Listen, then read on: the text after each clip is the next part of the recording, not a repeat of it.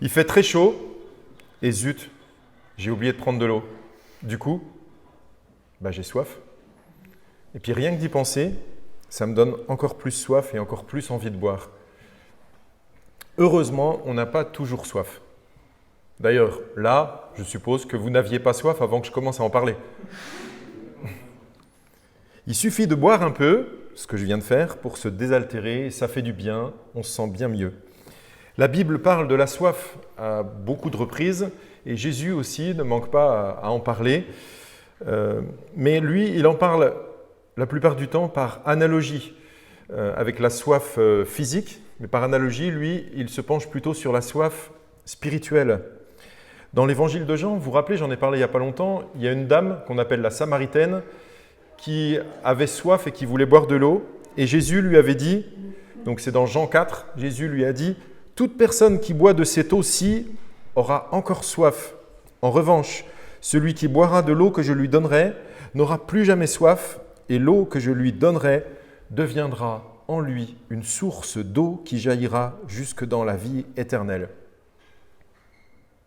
Plus jamais soif. Je ne sais pas si vous réalisez ce que Jésus dit.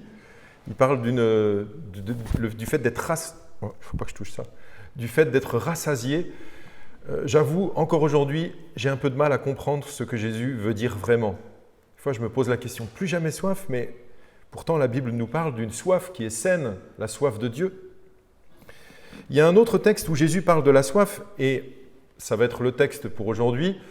Je l'ai juste effleuré il y a 15 jours. C'est Jean chapitre 7, versets 37 à 39. Vous savez ce passage où il annonce la venue du Saint-Esprit qui est à venir. Donc Jésus, c'est le dernier jour, le grand jour de la fête. Jésus, debout, s'écria. Si quelqu'un... Alors je m'excuse, mais il s'écria, donc ça va être un peu fort. Si quelqu'un a soif, qu'il vienne à moi et qu'il boive. Celui qui croit en moi, des fleuves d'eau vive couleront de lui, comme l'a dit l'Écriture. Il dit cela à propos de l'Esprit que devaient recevoir ceux qui croiraient en lui. En effet, l'Esprit Saint n'avait pas encore été donné parce que Jésus n'avait pas encore été élevé dans sa gloire. Savez-vous pourquoi Jésus parle de soif et de fleuves d'eau vive précisément à ce moment-là? Est-ce qu'il parle de cela juste comme ça, en passant? Ou est-ce qu'il y a une raison précise qui lui fait penser à des eaux vives, à la soif, et qui le fait penser à tout le monde? Et Jésus, du coup, il prend cette occasion pour en parler. Je ne sais pas si vous avez remarqué, mais dans les évangiles, souvent les images utilisées par Jésus sont en relation avec un événement qui vient de se passer, ou un miracle que Jésus a accompli. Par exemple, la Samaritaine veut boire, il y a une histoire de puits, il faut puiser, et Jésus lui parle de l'eau vive qu'il peut donner à cette femme. À un moment, Jésus vient de multiplier les pains et les poissons et il en profite pour faire un enseignement. Il dit « Je suis le… » Il vient de donner les pains et il dit « Je suis le pain de vie ». C'est bien en relation. Il vient de guérir un aveugle né. Donc l'aveugle ne voyait rien et il voit. Jésus en profite juste après pour donner un enseignement et dire « Je suis la du monde. Je suis la lumière du monde. » Vous voyez le rapport ? Il donne la lumière. Jésus vient de ressusciter Lazare et il dit « Je suis là et là. Je suis la résurrection et la vie. » Il a ressuscité quelqu'un. Il l'a prouvé, maintenant il l'enseigne. Eh bien, dans Jean chapitre 7, Jésus invite ceux qui ont soif à venir à lui et à boire. Alors, c'est en rapport avec quoi ? Moi, j'ai juste donné le cadre pour dire que c'est souvent le cas. Eh bien, vous allez le voir. Dans ce chapitre 7, si je remonte un tout petit peu au début, au verset 2, on apprend que c'est la fête juive des tentes. Alors, on l'appelle fête des tentes. Dans d'autres traductions, on l'appelle la fête des cabanes. Et encore, d'autres utilisent le mot qui est originaire de l'hébreu. Ils disent que c'est la fête Sukkot. Les Juifs aujourd'hui fêtent Sukkot. Donc, Sukkot, fête des tentes, fête des cabanes, c'est la même chose. Au verset 14 de ce même chapitre, on apprend que c'est la moitié de la fête et Jésus arrive dans le temple et il se met à enseigner la foule. Et cette fête, il nous est dit qu'elle durait 7 jours. 7 jours de fête et de réjouissance. Pendant ces 7 jours, il y avait quelque chose qui se passait qui est en rapport avec l'eau vive et la soif. Un prêtre allait au réservoir de Siloé, à l'extérieur de la ville, il puisait de l'eau, et puis il y avait une procession. Vous voyez ce que c'est les processions, quand tout le monde marche ensemble, là, comme pour une fête religieuse. Et ce prêtre entrait dans le temple, il faisait le tour de l'autel des sacrifices, et là, il prenait un entonnoir, il versait l'eau sur le sol. Vous avez peut-être déjà entendu parler de ça dans l'Ancien Testament, des offrandes liquides à Dieu. Eh bien, il offrait l'eau, et j'ai lu dans un commentaire que ça représentait la source eschatologique qui devait couler du temple de Jérusalem. Ouh là là là là, il y en a qui se disent, ça y est, il se met à parler savant maintenant. Quoi? Eschatologique. Quelqu'un a déjà entendu ce mot-là? Eschatologique, ça veut dire qui concerne les temps de la fin. Eschatos, c'est la fin. Donc en fait, eschatologique, c'est tout ce qui concerne la fin. Eh bien, dans l'Ancien Testament, il y avait des promesses comme quoi, dans les temps de la fin, il y aurait de l'eau qui coulerait d'un fleuve, un fleuve d'eau vive qui coulerait du temple. Vous avez peut-être déjà lu cette histoire d'ailleurs, notamment du prophète Ézéchiel. Ézéchiel qui un jour a été transporté en vision. Lui, il était déporté en Babylonie. Et puis, alors qu'il était là-bas, il était prêtre. Normalement, son travail, c'était d'officier au temple, mais il était déporté, alors il ne pouvait pas être au temple. Et on apprend au chapitre 40, donc Ézéchiel, que Dieu le transporte dans une vision et il se voit vers le temple de Jérusalem. Et pendant plusieurs chapitres, il raconte ce qu'il voit, ce que Dieu lui montre.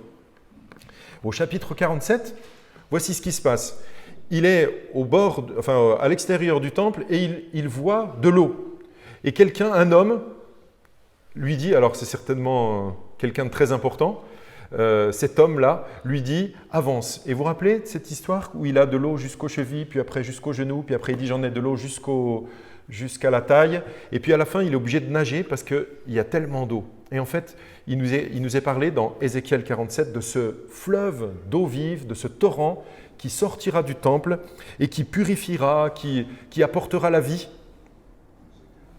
C'est donc ça une vision eschatologique. C'est-à-dire, Ézéchiel parle de quelque chose qui va se passer, mais qui n'est pas encore arrivé. Un torrent d'eau vive qui coule du temple. Alors maintenant, on va revenir à l'époque de Jésus. C'est donc le dernier jour de la fête, qui dure 7 jours. Je vous l'ai dit, chaque jour, le prêtre va prendre de l'eau, et puis il verse de l'eau dans la cour du temple. Et ce jour-là, le dernier jour, il prend beaucoup plus d'eau que d'habitude, et il en verse beaucoup plus. Pour symboliser quoi? Eh bien, ce fleuve dont on parlait dans l'Ancien Testament, qui coulerait du temple et qui apporterait la bénédiction. Et donc, pour bien montrer ça, il prend plus d'eau que d'habitude, et les gens, voyant ça, se rappellent « Ah oui, Ézéchiel », puis aussi Zacharie a annoncé ce fleuve qui allait sortir du temple. Alors, tout le monde, au moment où Jésus prend la parole, tout le monde sait que cette eau représente ce fleuve. Donc il est temps pour nous de relire notre texte du jour et j'espère que vous allez voir que c'est plus clair maintenant, la comparaison de Jésus. Pourquoi il parle de ça précisément à ce moment? Le dernier jour, le grand jour de la fête, Jésus, debout, s'écria « Si quelqu'un a soif, qu'il vienne à moi et qu'il boive. Celui qui croit en moi, des fleuves d'eau vive couleront de lui, comme l'a dit l'Écriture. » Il dit cela à propos de l'Esprit que devaient recevoir ceux qui croiraient en lui. En effet, l'Esprit Saint n'avait pas encore été donné parce que Jésus n'avait pas encore été élevé dans sa gloire. Vous l'avez lu peut-être un paquet de fois, ce passage. Mais je vous pose une question. À votre avis, de quel texte de l'Écriture Jésus parle? Il est dit « Celui qui croit en moi, des fleuves d'eau vive couleront de lui, comme l'a dit l'Écriture. » Mais quelle Écriture? Vous avez remarqué que des fois, on nous dit c'est écrit dans Ésaïe, ou des fois on nous dit Moïse a dit, ou Ésaïe a dit. Mais là, c'est juste marqué comme le dit l'Écriture. Jésus est en train de parler d'eau vive et d'eau qui coule. Alors, à quel passage biblique de l'Ancien Testament forcément, puisque le Nouveau Testament n'est pas encore écrit, Jésus est vivant. Donc, à quel passage de l'Ancien Testament ça peut correspondre? Eh bien, très certainement à 2 types de passages. Le premier, ce sont les passages où il y a de l'eau qui coule d'un rocher. De l'eau qui coule pour abreuver ceux qui ont soif, ceux qui sont en train de dépérir dans le désert et qui manquent d'eau. Vous vous rappelez, alors vous pourrez le chercher si vous voulez, c'est notamment dans Exode 17, le peuple râle parce qu'ils disent à Moïse, quand on était esclave, on avait à manger, on avait à boire, et ils pleurnichent pour avoir de l'eau. Et Dieu dit à Moïse, tiens-toi devant le peuple, prends ton bâton, et tu vas frapper le rocher, et quand tu le frapperas, de l'eau sortira. Et c'est là que le peuple est abreuvé. Il sort de l'eau. Et de l'eau comment? Pas au compte-gouttes, mais de l'eau vive. Et tout le monde peut boire de ce rocher, en fait. L'apôtre Paul, d'ailleurs, dit à un moment que le rocher, c'était Jésus-Christ. Il l'associe. Et puis, un autre type de texte qui correspond bien à cela aussi, c'est ceux dont j'ai parlé, comme Ézéchiel 47, avec ce fleuve qui sort donc du temple. Comment comprendre alors ce verset quand Jésus dit « Celui qui croit en moi, des fleuves d'eau vive couleront de lui », comme l'a dit l'Écriture. Vous avez entendu « couleront de lui ». Alors là, on n'est pas tous d'accord, en fait, chez les chrétiens. Comment comprendre ce texte? Certains le comprennent comme, écoutez, c'est peut-être un peu technique, mais je redis le verset. « Celui qui croit en moi », donc le croyant, « des fleuves d'eau vive couleront de lui, comme l'a dit l'Écriture. » Alors, des fleuves d'eau vive couleront de lui, certains le comprennent comme étant les fleuves d'eau vive coulent du croyant. Donc, ils coulent du croyant, ça veut dire qu'ils sont dans le croyant et qui coulent de lui. Mais alors, pour aller où? Ils coulent pour aller où? Le croyant serait-il une source d'eau qui abreuve les autres? Une source d'eau vive pour alimenter les autres? Alors, ça voudrait dire que peut-être certains devraient s'abreuver ailleurs qu'à la source même de l'eau vive. Or, qui est la source d'eau vive? Jésus le dit juste avant. Il dit « Celui qui a soif ». Qu'est-ce qu'il doit faire? Celui qui a soif, qu'il vienne à moi. Il dit jamais celui qui a soif, qu'il aille boire de l'eau qui va couler des autres. Donc on ne peut pas alimenter les autres par les eaux vives qui seraient en nous. La source d'eau vive, c'est Jésus. Et qui est d'ailleurs le temple?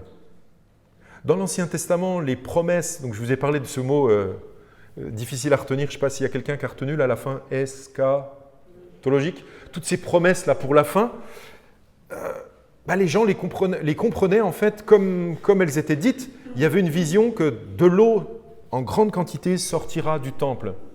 Or, qui est le temple? Dans le Nouveau Testament, on l'apprend, et notamment chez Jean. Qui est ce temple véritable qui remplace les temples faits de main d'homme? Eh bien, Jésus se présente, lui, comme ça, comme le temple. Il se présente déjà comme la source d'eau vive à la Samaritaine, donc il lui a dit « Si tu savais quel est le cadeau de Dieu et qui est celui qui te dit « Donne-moi à boire », tu lui aurais toi-même demandé à boire et il t'aurait donné de l'eau vive. » Donc c'est bien lui qui donne l'eau vive. Et ici, en Jean 7, je vous l'ai déjà dit plusieurs fois, mais il dit « Si quelqu'un a soif, qu'il vienne à moi et qu'il boive ». Donc c'est bien lui la source. Il se présente aussi comme le véritable temple, et ça on l'a déjà lu dans Jean chapitre 2. Vous vous rappelez, aujourd'hui on est dans Jean 7. Eh bien dans Jean 2, Jésus n'hésite pas à dire qu'il est lui le temple. Il n'y en a pas d'autre de temple. En fait, à partir du moment où Jésus vient sur terre, le temple c'est fini. Il n'y en a plus d'autre. C'est lui le véritable temple. Écoutez, vous verrez si vous êtes convaincus. Jean chapitre 2, verset 18. Les Juifs prirent la parole et lui dirent « Quel signe nous montres-tu pour agir de cette manière ?» Jésus leur répondit « Détruisez ce temple, et en 3 jours je le relèverai. » Les Juifs dirent « Il a fallu 46 ans pour construire ce temple, et toi, en 3 jours, tu le relèverais ?» Cependant, lui parlait du temple de son corps. Qui écrit « Cependant, lui parlait du temple de son corps » Qui écrit ça? C'est Jean, puisqu'on est dans l'évangile de Jean.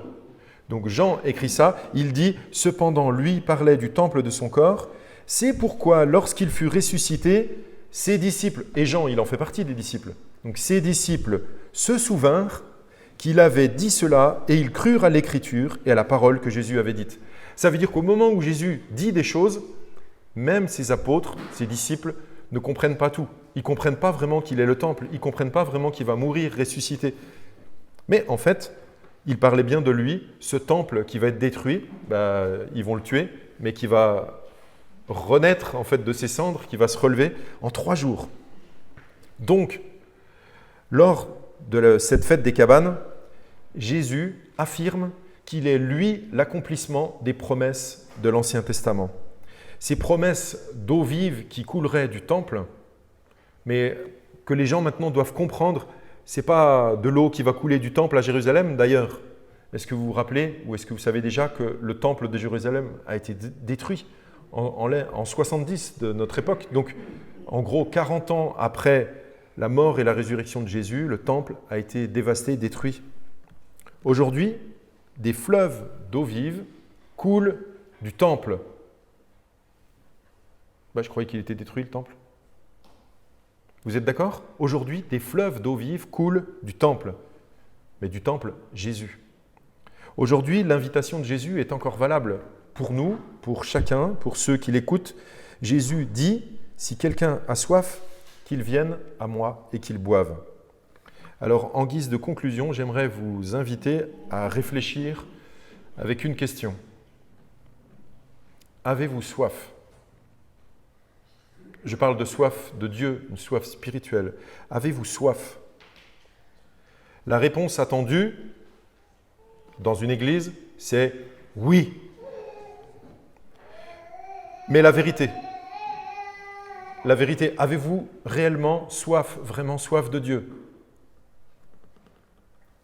Eh bien, réfléchissez un peu avec moi, on va faire un petit bilan. Quand vous avez du temps libre, de quoi avez-vous envie? Je remplace soif par envie parce que peut-être ça va plus nous parler. De quoi avez-vous envie quand vous avez du temps libre? Quand vous choisissez ce que vous pouvez faire maintenant, ou dans une heure, ou pendant l'après-midi, ou pendant un week-end, pendant les vacances, de quoi avez-vous envie? Quand on n'a pas soif, on ne boit pas. Alors réfléchissez, avez-vous soif de Dieu? Avez-vous envie d'être à son écoute? Mais je parle vraiment. Pas juste de dire à l'église parce que oui, c'est vrai, mais de se poser la question et de se dire, est-ce que vraiment moi j'ai soif de Dieu? Je ne le dis à personne, mais intérieurement je me pose la question, est-ce que j'ai soif de Dieu? Alors ça vaut peut-être le coup de faire un sincère bilan, un petit bilan, un check-up de votre temps. En fait, ça vous aidera à voir si vous avez soif de Dieu. Et je vous donne un conseil, je ne peux pas vous montrer mon téléphone portable parce que vous savez qu'il est en train de filmer. Mais imaginez, vous prenez votre téléphone portable et en général, dans un téléphone portable, un smartphone, il y a une application qui s'appelle utilisation du téléphone. Vous avez déjà vu ça? Je vous invite à faire ça. Quand vous aurez un petit peu de temps, vous ouvrez ça, vous allez utilisation de votre temps hier, avant que je vous en parle, hier, avant-hier, toute la semaine, regardez. Et puis vous voyez les minutes utilisées pour Facebook. Vous voyez les minutes utilisées pour Instagram, TikTok, YouTube, Netflix, des petits jeux, je ne sais pas ce qu'il peut y avoir encore, de la détente, des films, je ne sais pas, enfin plein de choses en fait. Et notre téléphone est un vrai indicateur de ce qu'on aime, de ce dont on a besoin, de ce vers quoi on est réellement attiré. Et puis quand vous aurez regardé ça, vous ne me répondrez pas à moi, mais vous vous répondrez à vous-même et vous ferez peut-être un vrai aveu devant le Seigneur. Seigneur, je dis que j'ai soif de Dieu, je dis que j'ai soif de toi, mais en vérité, quand je regarde tout ça, je me dis j'ai peut-être plus soif d'autre chose. Autant être sincère avec Dieu, plutôt que de faire semblant, autant être sincère et lui dire Seigneur, je me demande pourquoi je n'ai pas soif. Qu'est-ce qui se passe dans ma vie? Qu'est-ce qui ne va pas? Est-ce qu'il y a quelque chose? Je veux avoir soif de Dieu. Bon, je ne peux pas vous obliger, mais je vous donne quand même un petit coup de pouce ce matin en réfléchissant à cette question. Jésus promet de l'eau vive, de l'eau à ceux qui ont soif, et il est normal qu'on soit abreuvé. Si on a soif, on s'approche de lui et qu'on soit abreuvé. Un jour, dans une formation pour pasteur, j'ai entendu quelqu'un qui a cité une phrase, je ne sais pas d'où elle l'a tirée, mais ça me semblait beau, je l'ai noté, vraiment entre guillemets, et je l'ai dans mon téléphone.